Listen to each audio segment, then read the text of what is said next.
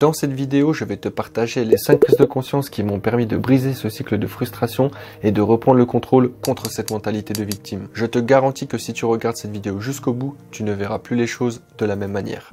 Vérité 1. Personne ne viendra te sauver. Tu peux continuer de croire qu'un jour quelque chose va changer, que tu vas tomber sur la bonne opportunité ou sur quelqu'un qui va t'aider et te tendre la main. On appelle ça le biais de l'espoir externe. Le cerveau humain préfère espérer qu'une solution vienne de l'extérieur plutôt que d'agir lui-même. Ce biais vient de notre instinct de survie.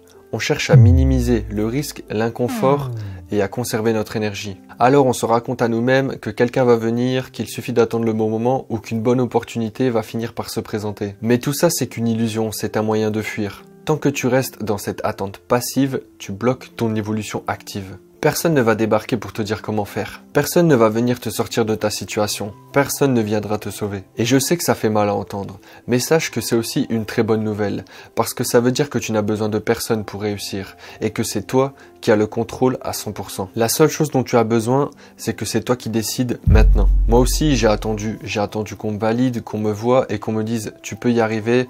C'est fait pour toi, mais ça n'est jamais arrivé. Et à force d'attendre, j'ai perdu beaucoup de temps, de l'énergie et surtout de la confiance en moi. Jusqu'au jour où j'ai compris que j'étais le seul à pouvoir m'offrir la vie que je souhaitais. Et toi aussi, c'est ton job d'apprendre, c'est ton job d'agir et surtout, c'est ton job de croire en toi, même quand personne ne le fait. À partir du moment où tu comprends que personne ne viendra te sauver, c'est à ce moment-là que tu récupères ton pouvoir. Vérité numéro 2, ton passé n'excuse pas ton inaction. Oui, tu as souffert, oui, tu es blessé, oui, tu as été rabaissé et tu n'as certainement pas eu toutes les meilleures cartes en main. Mais la vérité, c'est que ce n'est pas de ta faute si tu as vécu tout ça.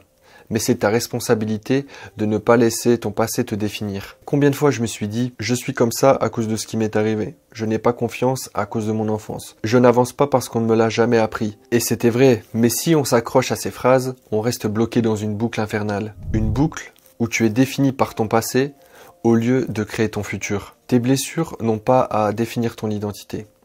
Tu peux les reconnaître, les comprendre et les soigner. Mais il ne faut pas s'y attacher et s'en servir comme excuse pour ne pas bouger et s'activer. Parce qu'au fond de toi, tu le sais, ce n'est pas parce que tu as été abîmé que tu dois rester là où tu es. Et si tu as quelque chose à prouver, ne le fais pas seulement pour les personnes qui t'ont blessé. Fais-le pour toi, pour la version de toi qui vit pleinement, à 100%, libre et qui est puissant. C'est le locus du contrôle interne.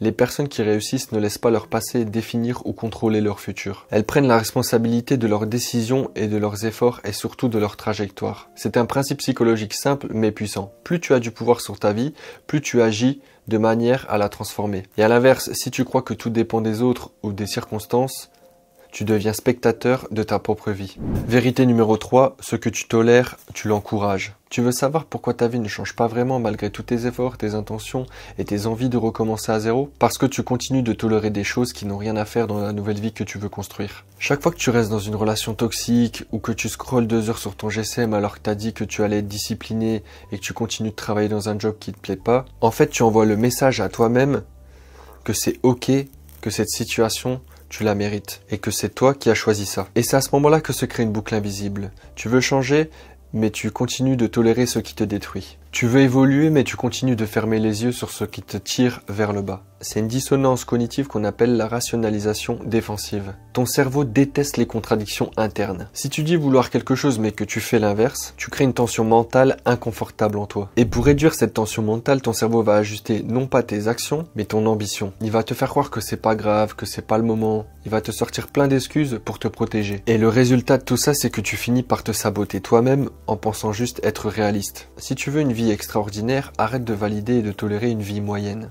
Pose-toi cette question. Qu'est-ce que je continue de tolérer alors que je sais que ça me ralentit ou que ça me détruit? Est-ce que c'est une habitude, une personne, un environnement, une version de toi-même que tu refuses de confronter? La vérité, c'est que ce que tu autorises aujourd'hui construit la personne que tu seras demain. Si tu veux arrêter de vivre comme une victime, commence par refuser ce qui n'est pas acceptable.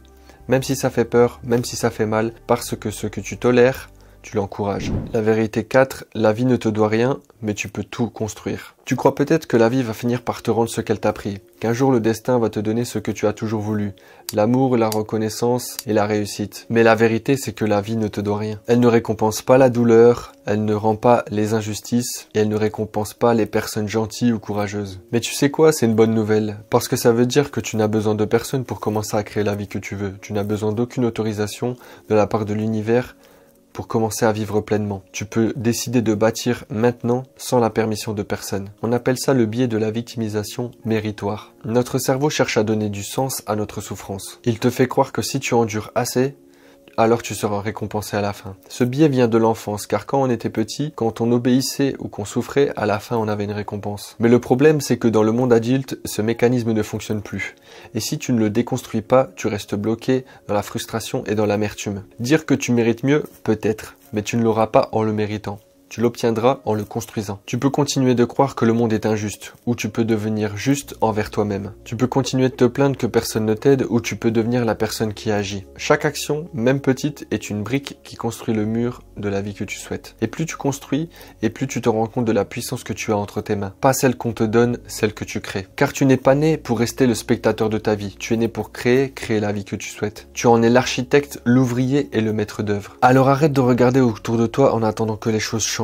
Regarde en toi et deviens la personne qui construit ce qu'elle mérite. Vérité numéro 5, tu n'as pas besoin d'être prêt, tu dois juste commencer. Est-ce que tu penses que les autres ont commencé parce qu'ils étaient sûrs d'eux? Tu penses qu'ils avaient déjà toutes les compétences, toute la clarté et toute la confiance en eux pour agir avant de commencer? Faux. Ils ont agi avant de se sentir prêts. Parce qu'ils ont compris une chose essentielle. L'élan ne précède pas l'action, l'élan est créé par l'action. C'est le biais de la préparation excessive. Ton cerveau te fait croire que tu dois toujours te préparer avant de commencer. Mais en fait, c'est une fuite déguisée. C'est une façon de fuir la peur d'échouer, de te confronter à l'inconfort ou de remettre en question ton identité. Tu veux apprendre à parler en public, tu veux lancer ton business, tu veux changer de vie. Tu n'as pas besoin de tout maîtriser.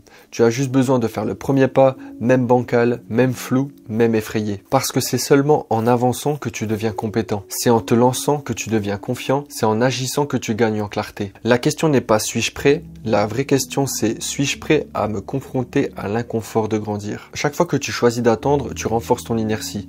Mais chaque fois que tu choisis d'agir, tu renforces ta puissance. Tu veux la vie que tu désires? Alors arrête d'attendre les conditions parfaites parce qu'elles n'arriveront jamais. Commence, adapte et évolue. Et regarde le monde s'ouvrir à celui ou celle que tu es en train de devenir. Maintenant que tu as repris le contrôle, il faut garder le cap. Parce que le plus dur, ce n'est pas de commencer, c'est de rester constant. J'ai fait une vidéo juste ici pour continuer d'agir même quand tu as zéro envie.